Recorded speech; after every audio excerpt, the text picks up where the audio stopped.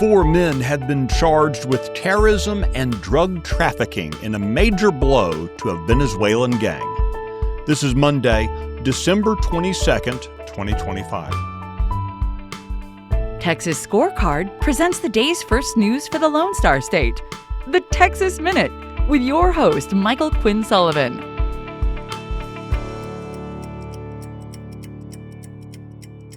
Thanks for kicking off this Christmas week with the Texas Minute. If you enjoy the Texas Minute, I'd appreciate it if you would give us a rating and leave a review. We appreciate the feedback, and it helps others find the show.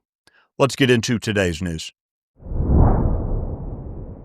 Federal prosecutors in Houston have unsealed sweeping terrorism and drug trafficking charges against senior leaders of Agua. That's the violent Venezuelan gang that was recently designated a foreign terrorist organization. The men range in age from 24 to 48 and are accused of conspiring to provide material support to Agua as a designated foreign terrorist organization. If convicted on all charges, the men face up to life in prison and fines of up to $10 million. 2 of the 4 men are believed to be among the top 3 leaders of Agua worldwide. Last week, trustees in the Brenham Independent School District approved policy changes to bring themselves into alignment with several newly passed laws ensuring parental access and transparency. Among other things, curriculum used in Brenham ISD will now be accessible to parents through the district's website. Updated employee standards will result in disciplinary action for any employee who knowingly engages in DEI practices. Going forward, all staff in Brenham ISD will be prohibited from assisting in the social transitioning of students away from their biologically determined gender. Outgoing Harris County Judge Lena Hidalgo is urging Democrat primary voters to reject former Houston Mayor Annise Parker. This has upset Democrat activists who don't want Hidalgo inserting herself into the race for who will succeed her, saying it only deepens a growing divide inside the county's Democrat Party. In a social media post directed at primary voters, Hidalgo accused the former Houston mayor of governing in ways that don't align with the progressive left priorities. The outgoing county judge has not, though, endorsed the other Democrat in the race. That would be Houston City Council member Letitia Plummer.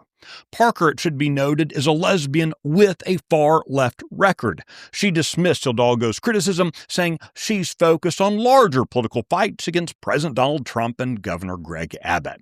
You know, Republicans, it's always good to remember that the other side has problems, too. The Texas Minute will be right back. The media has an agenda, and having seen behind the curtain, I can tell you it's not what's in your best interests. That's why I started the Salcedo Storm podcast every weekday. Real talk for real Texans. The Salcedo Storm podcast, available wherever you get your podcasts.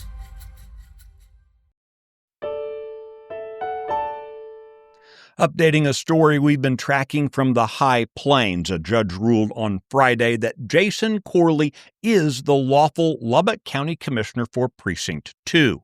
Earlier this month, Lubbock County Judge Curtis Parrish purportedly removed Corley from office, claiming the incumbent commissioner had resigned to run when announcing a campaign for the 19th Congressional District seat being vacated by Republican U.S. Representative Jody Arrington. Parrish then installed a political ally to replace Corley, with whom he's had a long-running dispute.